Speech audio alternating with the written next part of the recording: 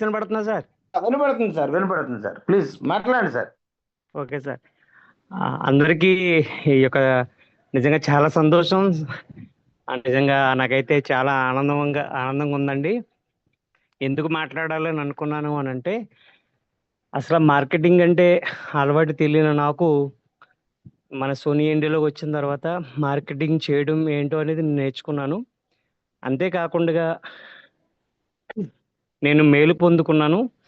ఆ మేలు నాతోనే కాదు, 10 మందికి పంచాలి అనే ఒక ఆశతో నేను ఇప్పుడు మార్కెటింగ్లోకి రావడం జరిగింది. మరి ముఖ్యంగా సోనీ ఇండియాలోకి వచ్చిన తర్వాత చాలా విషయాలు నేను నేర్చుకున్నానండి. మరి ముఖ్యంగా త్రిబుల్ క్రౌన్ డైమండ్ డైరెక్ట్ అనే యొక్క అత్యంత విలువైనటువంటి ఈ ర్యాంకుని నేను మే నెలలో పొందుకోవడం జరిగింది. మే నెల 19వ తారీఖున నేను పొందుకోవడం జరిగింది. అప్పుడు చాలా కసిగా పనిచేయడం జరిగిందండి. మరి ముఖ్యంగా ఇది ఎందుకు వచ్చింది అని అంటే, సార్ చెప్పినట్టుగా అనేక మందికి మన ఆరోగ్యాన్ని ఇవ్వడం ద్వారా, ఆరోగ్యపరమైనటువంటి ఆహారాన్ని మనం అందించడం ద్వారా, సోనీ ఇండియా ద్వారా అందిస్తున్నటువంటి 32 రకాలు విలువైనటువంటి ప్రపంచంలో ఎక్కడ కూడా దొరకదు, రాజమండ్రిలోనే మాత్రం లభ్యమవుతుంది. అటువంటి ఆహారము ఈరోజు ప్రజలకి ఎక్కువ మందికి ఇవ్వడం ద్వారా నాకు ఈ పోస్ట్ అవడం అనేది చాలా సంతోషం. నాతోనే కాకుండా నేను కూడా మా టీంలో అనేక మందికి కూడా ఈ యొక్క ర్యాంకును సాధించాలి, వాళ్ళు కూడా సాధించే వారిగా ఉండాలి, వారికి కూడా ఈ ర్యాంకును వాళ్ళు కూడా పొందాలనే ఉద్దేశంతో నేను కూడా మా టీంని నేను ఎక్కువగా ఫామ్ చేయడం జరిగింది. వారిలో గౌరవనీయులు నక్క భవానీ గారు, అలాగే ఒంగోలు అండి వారిది, గతంలో కూడా చాలాసార్లు మాట్లాడారు. అలాగే గద్దా నవీన్ బాబు గారు అండి, కడపలో ఉంటారు. అలాగే మా టీం లీడర్ అయినటువంటి తుమ్మల శ్రీలక్ష్మి గారు, వారు కూడా అవడం జరిగింది. అలాగే ఒంగోలులో ఉన్నటువంటి నిర్మలా గారు అనే మేడం గారు కూడా అవడం జరిగింది. ఇలాగా ఈ నెలలో కూడా మరి కొంతమంది అవడానికి కూడా ప్రయత్నం చేస్తున్నారు. నిజంగా మమ్మలను ఒక వ్యాపార పరంగా, అలాగే బిజినెస్ పరంగా, మరి ముఖ్యంగా ఆరోగ్యపరంగా, ఆనందపరంగా, ఆదాయపరంగా అన్ని విధాలుగా ఎంతలాగా ప్రోత్సాహపరుస్తున్నారో, మోటివేషన్ చేస్తున్నారో నిజంగా అండి ఈరోజు ఒక మహా అద్భుతమైన రోజు. ఎందుకనంటే ఉదయం బషీర్ అలీ గారి యొక్క మీటింగ్ చూస్తానండి, నా యొక్క రోమాలు నిక్కబొడుచుకున్నాను అనమాట. నిజంగా నేను అనిపించింది, చేస్తే అలాగే చెయ్యాలి అని అనిపించిందండి. నిజంగా మనం అంటాం కదండి, చాలా మంది కొడితే ఏనుగు కుంభస్థలాన్ని కొట్టాలన్నట్టు నిజంగా చేస్తే అలాగే చేయాలి.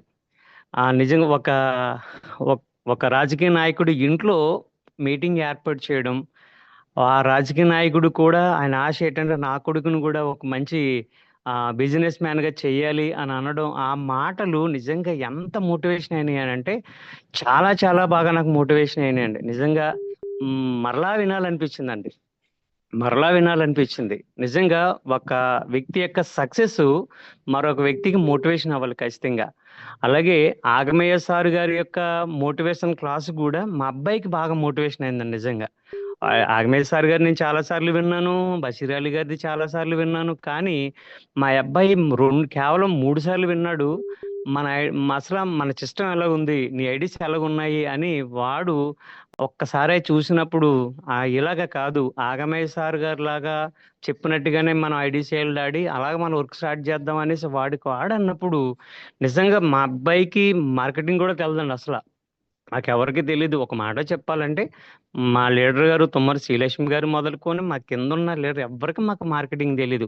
మార్కెటింగ్ యొక్క మెలకువలు తెలుసుకున్నది సోనీ ఇండియాలోనే. మేము ఎప్పుడు కూడా ఏ మార్కెటింగ్లోకి కూడా మేము వెళ్ళలేదు. ఇక్కడికి వచ్చిన తర్వాత నిజంగా జూమ్ మీటింగ్లో చెప్తున్నటువంటి మహా అద్భుతమైన విషయాలు ఒక్కటి కూడా మిస్ కాకూడదు.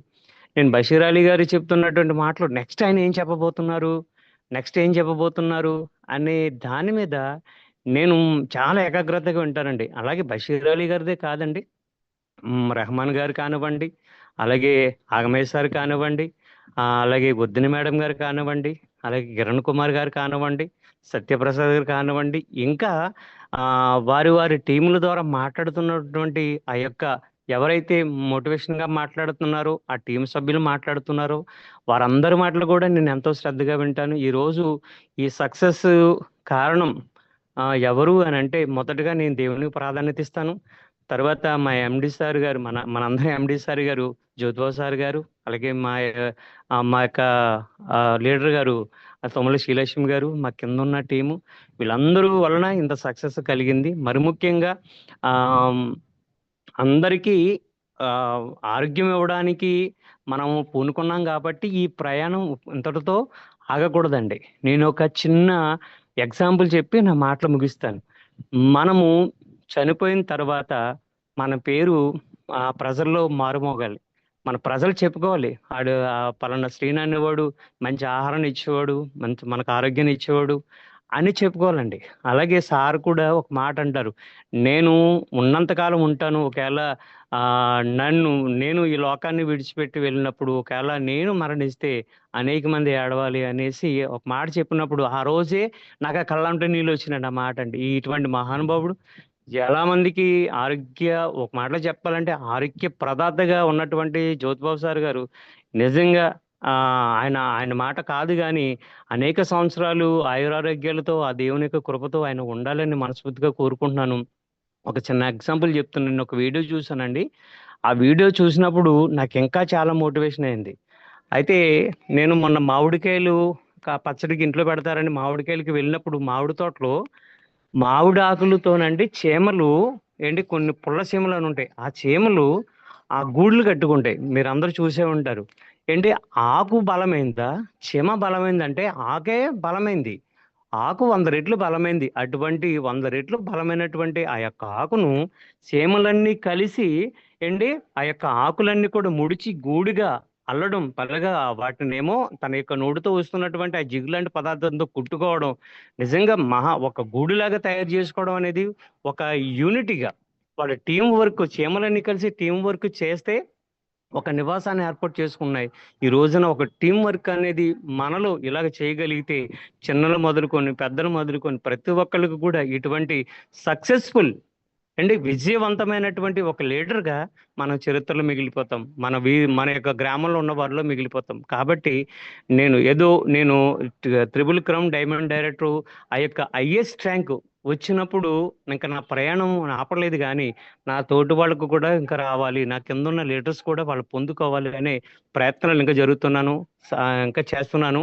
అలాగే సార్ కూడా ఈ నెలలో మంచి ఆఫర్ ఇచ్చారు.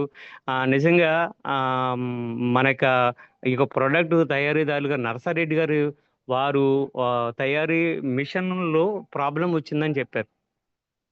మనుషులన్నాక రోగాలు, మిషన్‌లన్నాక ప్రాబ్లమ్స్ రిపేర్స్ అన్నీ వస్తాయండి కామన్‌గా. అవి సెట్ అయిన తర్వాత మరలా మన యొక్క ప్రొడక్ట్ ఎప్పుడు కూడా ఇంకోటేంటంటే ఏ ఎండీ గారైనా, ఏ కంపెనీలో వారైనా సరే అక్కడ ప్రొడక్ట్ ఒకవేళ ప్రాబ్లమ్ వస్తే ఇన్ని రోజులు ఆపేద్దాము, అది చేద్దాం అనేసి చాలా చాలా సలహాలొస్తాయి గానీ, మన ఎండీ గారు ఇప్పుడుకొచ్చి నేను ఆఫీస్‌కి వెళ్ళి ప్రొడక్ట్ తీసుకున్నా సరే, ప్రొడక్ట్ ఇంత కావాలి, 10 కేజీలు కావాలి, 20 కేజీలు కావాలి అనంటే అలాగా సప్లై చేస్తున్నారు. అప్పటికి కూడా మేము కూడా చెప్పాను, సార్ నా దగ్గర ఒక 20 కేజీలు ఉందండి, నేను అడ్జస్ట్‌మెంట్ చేసుకుంటానంటే, పర్లేదండి ఉన్న మట్టుకు పట్టుకెళ్ళండి అన్నప్పుడు ఎక్కడా కూడా ఏ విధంగా ప్రొడక్ట్ విషయంలో గానీ, అలాగే తర్వాత పండు విషయంలో గానీ, తర్వాత ఇవ్వాల్సిన అమౌంట్ విషయంలో గానీ, నిజంగా ఏ విషయంలో కూడా ఎక్కడా కూడా మన కంపెనీ ఆగలేదండి. నిజంగా అంత నిబద్ధతతో ఒక విధంగా చెప్పాలంటే సార్ కూడా అంటారు, భయంతోనే పని చేస్తున్నానండి. ఆ భగవంతునికి నేను సమాధానం చెప్పుకోవాలి అనే మాటలు నిజంగా ఏ ఎండీ గారు అలాగ మాట్లాడరండి. అసలు ఎండీ గారితో మాట్లాడడానికి అపాయింట్‌మెంట్ తీసుకోవాలి. కానీ మన ఎండీ గారు అలా కాదండి. ప్రతి ఒక్కరితో కూడా ఆయన మాట్లాడడానికి సిద్ధంగానే ఉన్నారు. కానీ బిజినెస్ పరంగా ఉన్న పని ఒత్తిడి పరంగా మనతో కాస్త ఆ యొక్క ఫోన్ కాల్స్‌తో మాట్లాడడానికి ఆయనకి టైం ఉండట్లేదు. నేను కళ్ళారా చూస్తున్నాను. ఎంత వర్క్ చేస్తారు అంటే రాత్రి నేను మీటింగ్‌కి వెళ్ళొస్తే 2:30 ఎంత అయిందండి. అప్పటికి కూడా మన కమ్యూనిటీ గ్రూప్‌లో కూడా మెసేజ్‌లు వస్తానే ఉన్నాయి. ఈ యొక్క ట్రాన్స్‌ఫర్‌లు జరుగుతానే ఉన్నాయి. ఇంకా వర్క్ చేస్తున్నారా అని అనిపించిందండి.